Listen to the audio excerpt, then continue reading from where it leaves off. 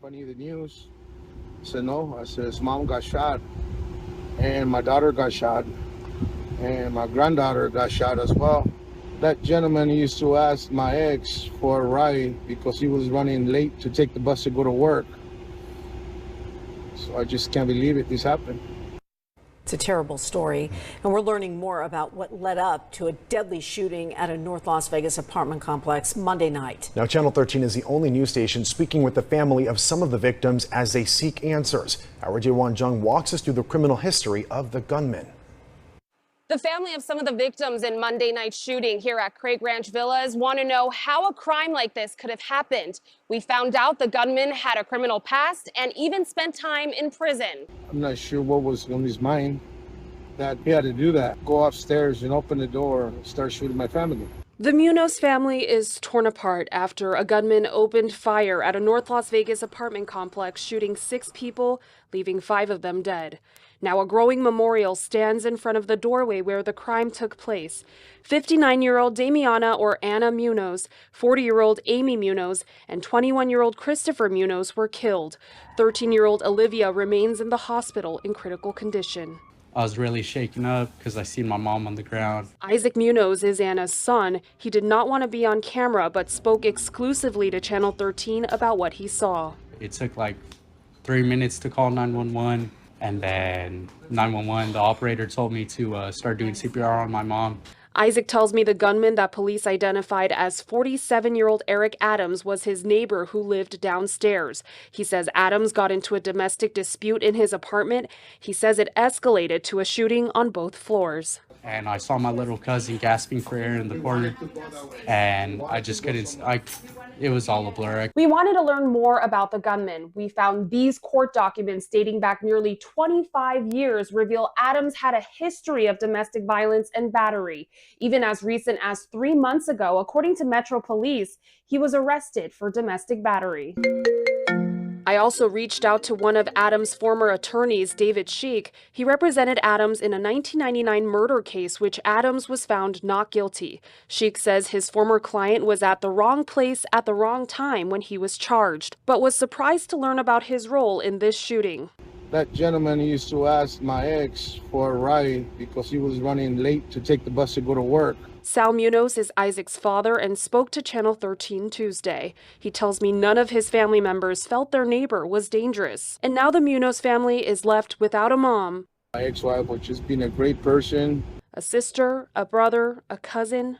They were just really nice people. They were innocent people. A daughter and a son. He's the type of person to give you his last dollar in his wallet. I'm Jae-Won Jung reporting. 4th of July turning tragic inside a 5th-floor apartment of this Queens building on 94th Avenue. This is a sad situation. Police say a 20-year-old man used this knife to stab an 8-year-old boy to death, possibly his brother or stepbrother. They say he also stabbed the 29-year-old mother in the back. She ran out of the building bleeding and pleading for help. Police arrived 3 minutes later.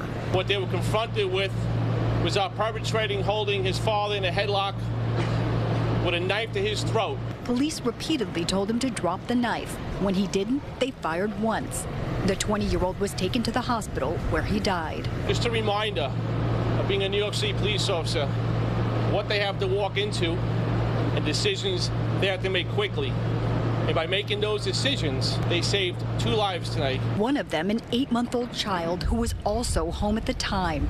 This neighbor who didn't want to show her face saw an officer carry that child to an ambulance. She looked like she was okay, thankfully, but she looked like she was untouched. The paramedics seem to have been taking care of her. That baby was unharmed but taken to the hospital. Both parents are expected to survive. Police still investigating exactly what led up to this tragedy. In Jamaica, Queens, Lori Bordenaro, CBS 2 News. Parish investigators are processing a crime scene near Albany after 3 people were killed inside a home. The parish sheriff says the fatal shots were fired by a woman from Jefferson Parish, and one of the victims was an 8-year-old. Rob Masson joins us now with more on the story. Rob. And Liz and Lee, Livingston Sheriff Jason Ard says 49-year-old Jenny Williamson apparently shot her husband Stephen Williamson and an 8-year-old child in their custody either late Friday night or early Saturday morning. Authorities say at this point they don't have a motive for the shooting involving a couple who recently moved to the Albany area not far from Interstate 12. This is horrible. I mean, this is something that you never want to see. I'm sure that, everybody has questions. I do believe that it is safe to say that this is not a random deal. This was is contained, confined, that people can at least rest knowing that it's not a random shooting. And the sheriff says the investigation is difficult because there were no eyewitnesses or electronic clues to exactly what happened. The sheriff says there was no history of violence at the home. Well, Curtis, we know that Florence police officers began receiving 911 calls of an active shooter inside this residence here behind me. Those calls coming in just before 3 a.m. Police said that a birthday party was going on at the time. As we zoom in here, you can see there's been some 4th of July decorations. Earlier, we saw some balloons for a birthday party, and now this entire home is just covered with crime tape. As we zoom in and take a close look at that front door, you can see that glass door is completely off the hinges. This home now a crime scene. Now, officers found 7 people with gunshot wounds, including 2 people outside the home. 4 were found dead at the scene, including 20-year-old Shane Miller, 20-year-old Hayden Ribicki, 19-year-old Delaney Erie, and 44-year-old Melissa Parrott. Now, we're told Parrott lived in this home. She's the mother of the 21-year-old whose birthday was being celebrated. The 3 others shot remain hospitalized tonight. Officers rendered first aid to several victims, and right now we have 3 victims at UC Medical in Cincinnati that are all stable and will make a full recovery. Now, police say when they arrived here on the scene, that suspect was still firing shots, and then they actually watched him take off, and we now know a chase ensued. Tonight, we are learning new details about who that suspect is and the dramatic moments after police arrived here on the scene. I'll bring in WLWT News 5's Daisy Kershaw. She's continuing our team coverage tonight. Daisy, what do we know about this suspect?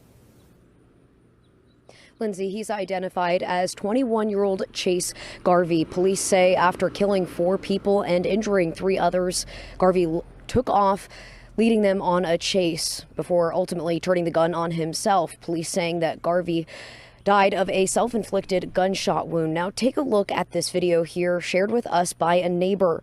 You can see Garvey looking around people's yards just minutes before the shooting happens. Neighbors tell me this is a quiet, tight-knit neighborhood. This tragedy coming as a shock.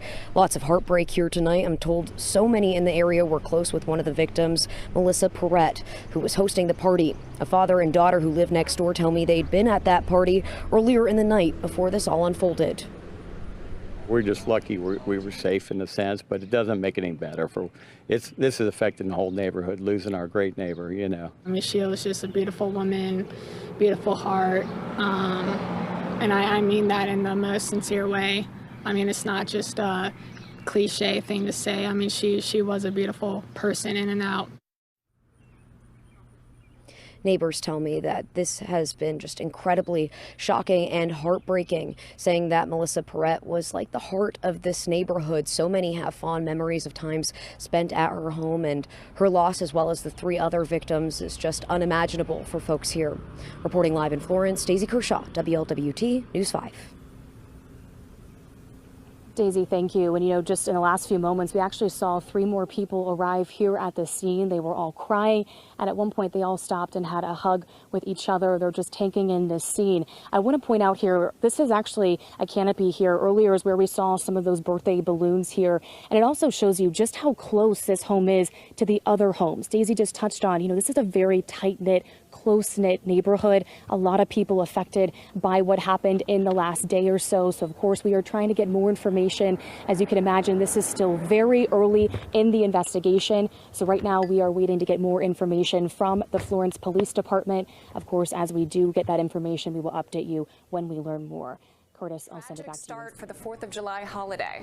2 women are dead and their 3 young children are fighting for their lives after a mass shooting on the south side. We have team coverage on the investigation. CBS 2's Sharday Gray spoke exclusively with one of the victims' mothers, who says she died shielding her son from the bullets. But we start with Asal Rezai at Chicago Police Headquarters. Asal?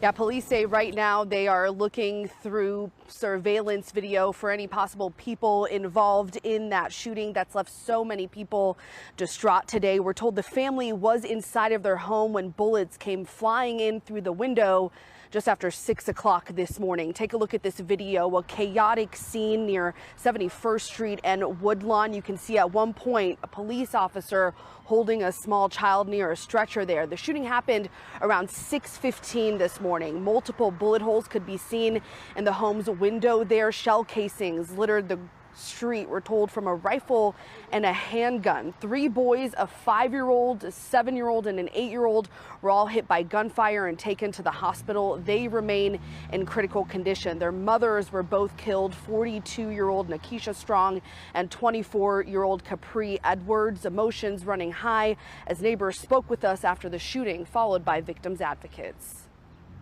You can wake up 5 in the morning, decide to go run in somebody's house and do something like this, and don't think that ain't gonna affect nobody or you. I don't even think. That's all I can say. Chicago, let's just come together. Let's come together. Let's stop it all. We know it's senseless. We hear it every day. But if we don't work together, it won't stop. Earlier, police said they were looking into the possibility that all of this stemmed from a personal dispute and that some of the suspects were seen wearing ski masks and knocking on the door of one of the homes on that street. Police asking with anybody with any information to come forward. They say at this time, no one has been arrested. I'm live at Chicago Police Headquarters. Asal Razai, CBS 2 News. I'm Sade Gray, live at Comer Children's Hospital, where the family tells us a woman and her niece died this morning. We exclusively spoke to Capri Edwards' mother, who says her daughter is a hero for protecting her children. She shielded her baby so that he wouldn't get hit. So she really died to save her children. Marquita Scott is calling her daughter, 24-year-old Capri Edwards, a hero for protecting her 1-year-old son after she was killed in a mass shooting. But 2 of her other kids were shot, 5-year-old Scotty and 8-year-old Colby. Edwards' aunt, 42-year-old Nakisha Strong, was also killed. Her 7-year-old son, Bryson, was shot. All 3 kids are in the hospital fighting for their lives. Scott describes Strong as a mother, grandmother, aunt, and a very loving person. She says Edwards was not only her daughter, but her best friend, who she spoke to every day on FaceTime. I say my daughter's a hero because she did what she's supposed to do to protect her kids, and she gave her own life up to make sure that her children were fine. And I will always love her for that, and I will always just tell her she's my hero. Scott says their main focus right now is to make sure their grandchildren pull through. Reporting live at Comer Children's Hospital, Sade Gray, CBS 2 News. A Georgia man is accused of driving to Fort Worth and killing his father. And the man who was killed was a junior ROTC instructor at North Crowley High School. Ticia is live this morning in Fort Worth with new details from court documents. Ticia. Yeah, good morning, guys. 54-year-old Master Sergeant Gene Bass was shot Friday, and his son was arrested the next day in Georgia.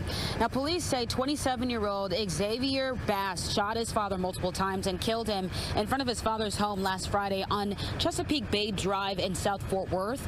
He died at the scene. Witnesses told investigators that Xavier got out of a black Mustang and approached his father while tossing the handgun. His father had told his son not to play with the gun before being killed. Court documents also mentioned that the son spoke to a woman before the shooting. She says in part, quote, Xavier broke down and told her he needed to drive to Texas and that she would find out why when she saw it on the news, end quote. The woman also says he told her the day before the shooting he was going to drive to see his mom, sell his black Mustang, and check himself into a mental hospital. The woman also told investigators Xavier blamed his father for leaving him and his mom to struggle. Xavier was identified identified as the suspect in a surveillance video and was arrested the next day in Valdosta, Georgia, 900 miles away from the home in South Fort Worth. So he's sitting in jail there this morning, and it is not clear when he'll be extradited here in North Texas. For Good Day, I'm Ticia Muzinga.